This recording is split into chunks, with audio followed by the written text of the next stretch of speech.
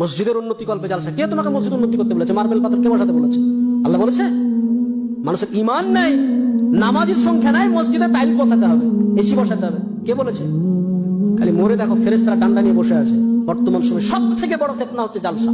আর জালসাতে যারা মাদ্রাসার কমিটি পক্ষ, দাড়ি চাচা, সুদখোর, বেনামাজি, যার ইসলামের ন্যূনতম ধারণা নেই, তবু বক্তা সিলেক্ট করছে, অমুক বক্তাকে নিয়ে এসো, বিশাল ভাইরাল বক্তা, ওকে নিয়ে আসলে লোক হবে আর আদায় বেশি হবে, আমাদের মাদ্রাসা ভালো চলবে।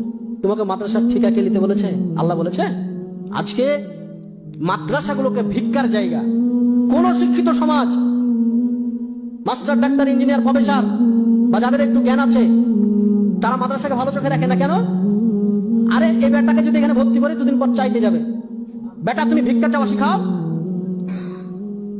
মাদ্রাসাতে এই যে জালসা সিজন, এখন ছোট ছোট বাচ্চাগুলোকে 1 মাস আগে থেকে তো ক্লাস নাই, বাড়ি বাড়ি চাল চাইতে পাঠাচ্ছে, যাও জালসা হবে, খানা হবে। তাই ছোট ছোট বাচ্চাদেরকে যাও বাড়ি বাড়ি চাল চেয়ে নিয়ে এসো।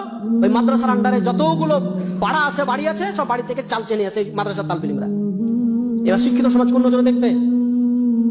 আমি তো চাইবো না যে আমার বেটা ওই বাড়ি বাড়ি ছেলে বেটা, আমি চাইবো নাকি? আমি তো জীবনে চাইবো না। আল্লাহ রাসূল বলছেন উত্তম হাত যেটা দিল এটা হচ্ছে উত্তম, আর যেটা নিল এটা হচ্ছে অরুত্তম। আরে মুসলমানরা তো দেয়, আর তুমি ভিক্ষা করা শিখাচ্ছ। এত বড় বড় কলেজ, ইউনিভার্সিটি চলছে পাবলিক, কাউকে দেখেছেন যে উন্নতি কল্পে জালসা করেছে? কেউ কেউ করেছে? আপনি বলেন যে আমরা চালাতে পারছি না, তোমরা ভিক্ষা দাও, বলেছে? ইসলামকে ধ্বংস করে ফেলেছে এক শ্রেণীর আলেম, এক শ্রেণীর সমাজ। মাদ্রাসা নাই, ভিক্ষা করতে হবে। তোমার বেটা পড়বে, তোমাকে পয়সা দিয়ে তোমাকে পড়াতে হবে। আর একটা টেন্ডেন্সি যে মাদ্রাসায় পড়ালে হয়তো কিছু টাকা পয়সা লাগে না, মানুষের ভিক্ষা দিয়ে চলে। এই টেন্ডেন্সি আপনাকে উড়াতে হবে।